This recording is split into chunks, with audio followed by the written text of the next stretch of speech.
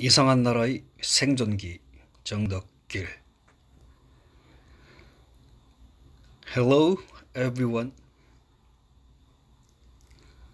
Today, Dekiri is thinking of the capitalism in Korea. Money is not good nor evil. It's neutral. Mankind can be evil or good. Money depends on us. People are likely to be ruled by his or her desire. Capitalism is conquering the world. Thus, we are living in the world built by our own desire. Desire must be tamed by the good and right. Otherwise, the whole civilization will remain vulnerable and soon collapse.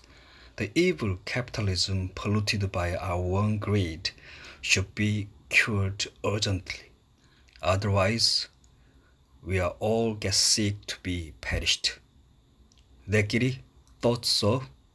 Therefore, 내끼리 said so. 최근 방송 사고로 여당과 야당 의원들의 부동산에 대한 속내가 드러났다. 천박하고 독점적이며 약탈적인 자본주의라는 우리 사회의 민낯이 까발려진 것이다. 우리 사회를 지배하는 여야의 정치인들은 부동산 폭등과 투기를 잡을 수도 없고 잡았어도 안 된다고 이미 작당을 하고 있었다. 국민들 앞에서만 다수를 차지하는 가난한 유권자들 표를 의식해서 부동산 가격을 통제하는 노력이 필요하다고 강변한다. 결국 겉과 속이 다른 눈속임만 있을 뿐이다. 돈이 돈을 버는 세상이다. 정보나 돈을 가진 자들에게 자본이 독점되고 축적한 자본으로 관계망을 구축하거나 정보를 사모으고 인맥과 정보는 결국 돈이 되어 돌아온다. 공정하게 배분되어야 할 자본을 이렇게 부당하게 약탈적으로 독점해서는 가진 자와 가지지 못한 자로 사회를 양분하고 자본이 만들어준 권력을 교묘하게 행사하며 지배층으로 군림하니 이들은 죄를 지어도 죄가 없고 법이 있어도 심판받지 아니하는 것이다. 돈과 권력의 맛을 알다 보니 자식들에게도 교육을 통해 세습하고자 사교육이나 조기 유학, 거기다 불법적 취업 청탁 등으로 부의 독점을 영구화하려 혈안이 되어 미쳐 날뛰고 있다. 가난한 자들만 모를 뿐이다.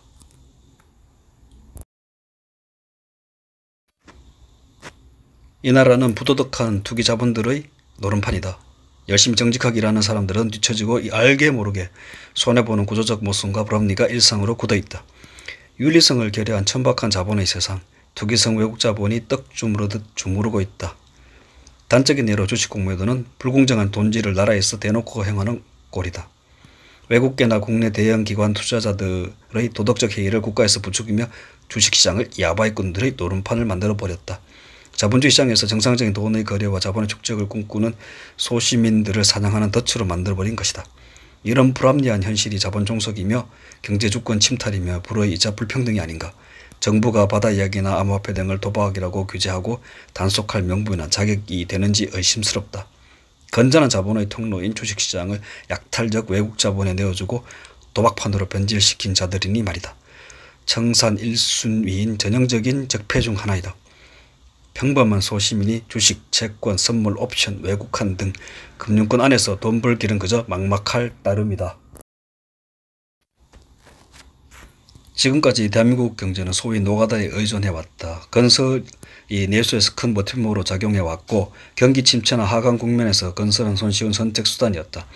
경제 성장이라는 것도 착시 현상 내지는 눈속임인 것 같다. 부동산 불패의 신화는 살인적 물가 상승과 결국 암수 한 몸인 것이다.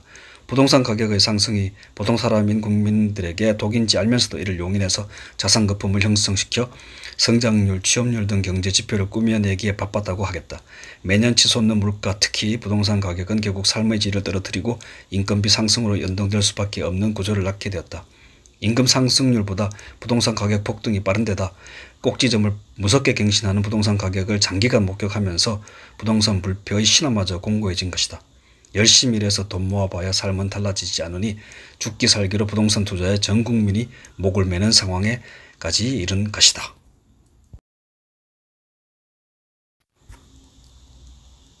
투자와 투기의 경계는 어디인가?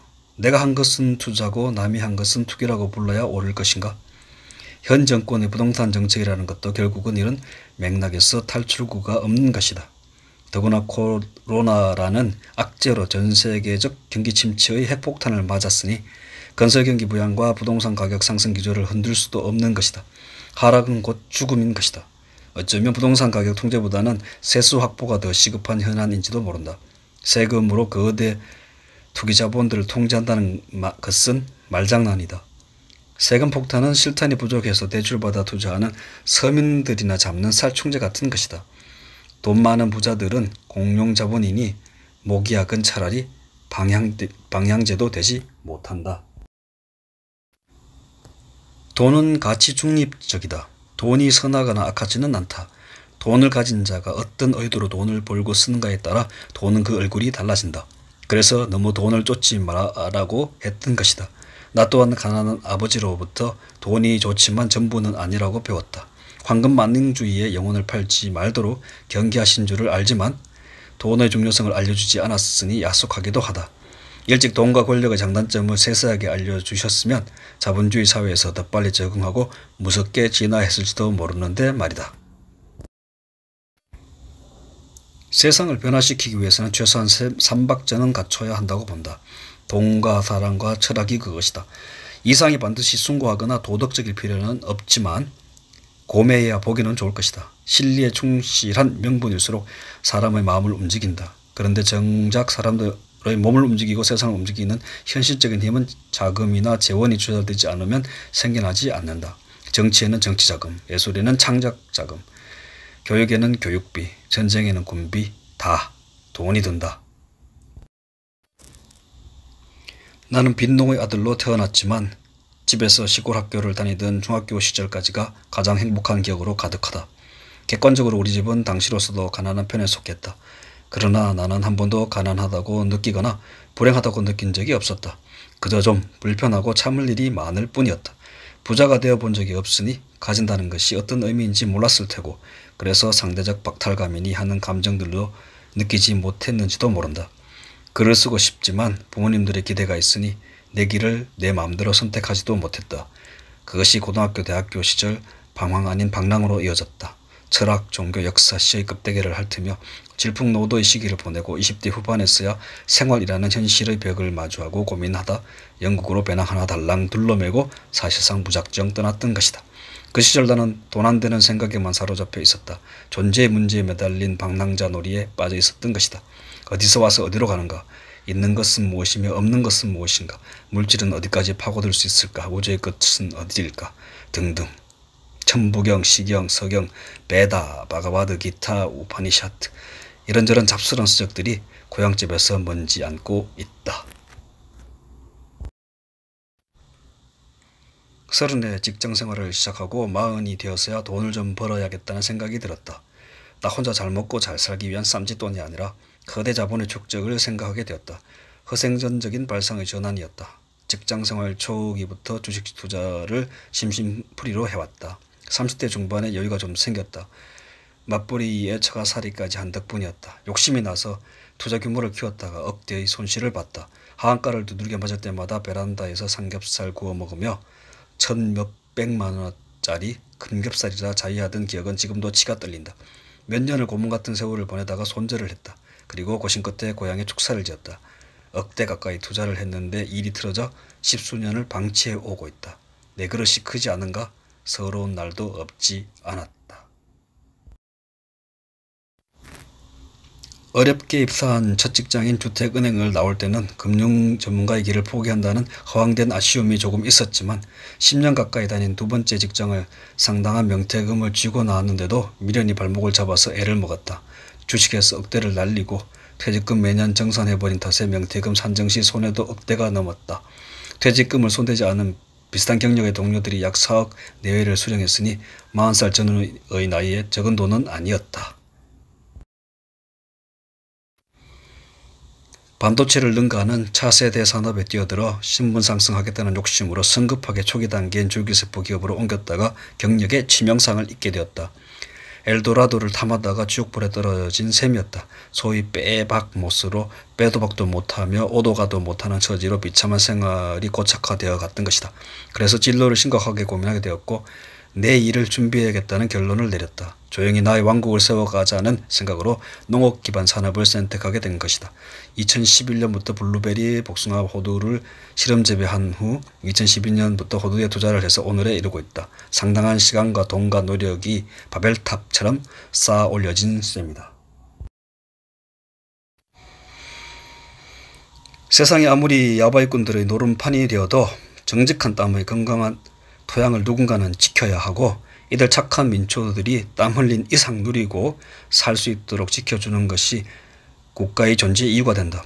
건강한 시민사회를 유지 발전시킬 이상과 노력과 능력이 없는 작금의 우리 정치인들과 관료들을 모조리 제거하고 싶은 심정 간절하다. 소비에트 연방 해체 후 세계는 자본주의 단일 제국으로 통폐합되었다. 황금 만능이 기승을 부린다. 시대의 흐름을 일부러 역행할 이유는 없다. 파도에 올라타 서핑을 아니 즐길 이유도 없지만 윤리성과 인도주의를 상실한 탐욕스러운 자본주의는 인간이 문명을 존속하기 위해 싸워야 할 대상이다. 더 정확히 집어 말하면 인간은 자본에 투영된 자신의 욕망이라는 괴물과 부단히 싸워야 한다. 돈은 잃으면 가난해진다. 그래도 가난한 자의 행복은 남고 돈도 다시 벌면 된다. 인간성을 잃으면 자신을 죽음으로 몰아넣고 타인들도 위험에 빠뜨리는 공공의 적이 되고 만다. 나이 들어 다국적 기업을 키워보고 싶은 꿈이 생겼다. 나의 본보기는 코카콜라, 대동강물을 팔아먹은 김선달의 후계자들이다. 그 거대한 제국에 버금가는 양심적 자본주의 왕국을 탐해본다. 인문, 사회, 과학, 예술 다방면으로 기초에 투자하고 인간성 회복과 전인교육의 든든한 후원자가 되고 기술과 진보가 단순히 풍요와 편리함만을 쫓아가는 것이 아니라 사람이 더 사람답고 바르게 살아가는 도덕적 이상향을 향해 가는 길을 열어주는 선한 자본주의를 소망하는 것이 어리석은 일은 아니라고 믿고 싶다. 벼르고 벼르던 직장생활의 종지부를 2016년에 찍었다. 이제는 야인으로 바람에 몸을 맡겼다. 꿈을 꾸며 계획은 나름 단단히 잡고 있지만 부는 바람을 거스르지 않으련다. 사람은 사람의 일을 하고 결과는 하늘이 결정할 몫임을 받아들이기로 했다. 한옥 목수일도 이제 접었다. 계획표상의 일정에 조금 변동은 있지만 계획대로 이제 고향에서 내 일상을 확장해 나가고 있다. 언제 다시 시작했는지도 모르는 주식에서 억대의 손실이 한쪽 어깨를 누르고 있다. 몇 년간 수익 구간이 있었는데도 목표가를 기다리다 지금은 아주 폭망 중이다. 2018년 1월 발당근 암호화폐도 상황은 처참하다. 투자금은 10%가 겨우 명맥을 유지하며 억대 손실이 다른 쪽 어깨를 짓누른다. 직장생활을 접을 당시 가지고 있던 여유 자금이 몽땅 증발해서 돈맥경화로 시름시름 앓은 지 오래다. 그렇다고 희망이 완전히 사라진 것도 아니다. 살아있는 한 희망의 불씨는 언제나 남아있는 법이거니와 불행 중 다행으로 내가 손대는 것마다 모조리 손해만 보는 저주받은 마이너스의 손모가지만은 아니었다. 2001년 신혼집을 장만하곤 처갓집으로 들어가는 바람에 1년 세놓고는 2,500만 원의 차익을 남기고 팔았다. 지금 살고 있는 집도 미분양된 것을 사서 2006년에 입주해 오늘에 이르고 있다. 다른 지역보다 많이 오른 건 아니지만 10년을 훌쩍 넘기고도 분양가의 배 이상 가격이 올랐다. 그리고 올 12월 입주 예정인 아파트는 소위 말하는 똘똘한 한 채가 되고 있다. 5억 7천만 원의 지역주택조합 입주권을 잡았다. 추가 분담금 2천만 원을 더 부담했으나 일반 분양가는 7억 원 미만이었고 현재 13억 내외로 호가가 나온다. 주변에서는 로또라며 거저먹은 줄 알지만 피마르는 시간을 보냈다. 지금도 자금 조달의 부담에 심신이 꺾어질 지경으로 휘어지는 처지다. 아직 잔금이 8천만 원 이상 남았고 매달 이자 부담도 적지 않다. 험한 길을 외롭게 왔지만 아직 갈 길이 멀기만 하다. 지역주택조합은 소시민에게 위험천만한 모험이다. 조합원이 된다는 것은 개인 주주로서 위험과 투자 수익을 모두 떠안는다는 의미가 된다. 그야말로 행운 자체인 일반 분양권과는 차원이 다르니 조심해야 한다. 미 연준이 금리 인상을 단행하기 직전에 2016년 가을 조합원이 되었다.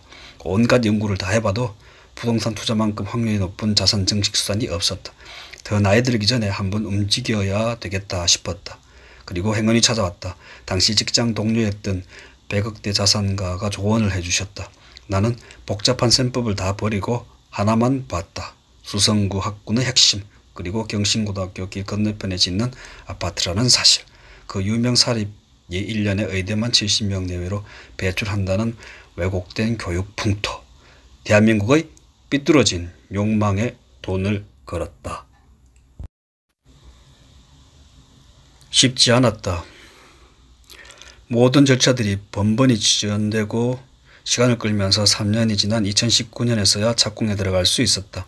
계약금, 1차 중도금, 추가 분담금 그리고 두세 차례의 중도금을 내가 부담했고 잔금이 또 남아있다. 인허가 등 절차적 지연 외에 수성구가 투기 과열지구로 지정되면서 대출 한도가 40%로 제한되자 걱정하지 않아도 될 대출금이 두ton거리가 되고 만 것이다. 여유자금은 주식과 암호화폐 투자 손실로 발목 잡혀 탐욕은 불지옥으로 나를 태웠다. 대출 총액 한도 등 제도적 족쇄로 인해 순수 나의 자산인 현거주 아파트로 담보대출 받는 길도 막혀 출구가 없어 보였다. 결국 제2금융권에서 집사람 신용대출과 아파트 담보 제공의 이중담보로 최종 2회 중도금을 해결했지만 이자 부담의 후유증이 따른다. 투기 과열지구로 지정되지 않았더라면 80%의 대출 한도를 적용받아 4억 8천만 원의 대출을 무이자 혜택을 누리며 쉽게 갈 수 있었는데 내 형편에는 엄청난 출혈을 감당하고 있는 실정이지만 자금이 넘치는 가진 자들은 자격이 되는 다른 사람들의 명의를 빌려서라도 투자를 하고 있으니 법은 결국 사각지대에서 욕망을 채우는 자본의 일탈을 막지 못하고 신분 상승의 경제적 탈출구를 찾는 중산층 서민들의 밥그릇만 찌그러뜨리는 꼴이다. 본격적으로 귀농을 시작했다. 농업에서의 수입은 미미하고 다른 고정 수입도 거의 없다. 오히려 이자 지출과 각종 공과금, 보험료 등 고정 지출만 상당한 금액이다. 집사람의 수입으로 고3, 고2 딸들을 뒷바라지하기 바쁘니 지금 내가 벌여놓은 많은 일들이 감당하기 벅차기도 하지만 나는 나의 길을 멈추지 않으려 한다. 당장 살고 있는 아파트를 팔아야 1가구 2주택의 늪에 빠지지 않을 뿐더러 심각한 자금 경색에서 벗어날 수 있다. 코로나 영향인지 집 보러 오는 발길도 뚝 끊겨 난감하다. 경제가 어려우니 주식이 오르기도 힘들고 각종 규제와 가치 논란으로 암호화폐도 침체를 벗어나지 못하고 있으니 암울한 상황이다. 향후 진로에 있어 기반이 되는 호두 재배와 판매도 만만치 않다. 완전 귀농을 위해 고향집의 계보수가 시급하다. 지천명의 나이 위로 먹구름이 가득하다. 이상한 나라의 가난하지만 당당했던 농부의 아들에서 세상에 의미 있는 어떤 존재가 되지 못해도 좋다. 포기는 없다. 계획대로 간다. 내가 살아있는 한 나는 영원히 나의 꿈으로 불타오를 것이다. 나는 천민자본주의 노름판으로 변질된 이상한 나라의 오뚜기. 나는 내 길이다.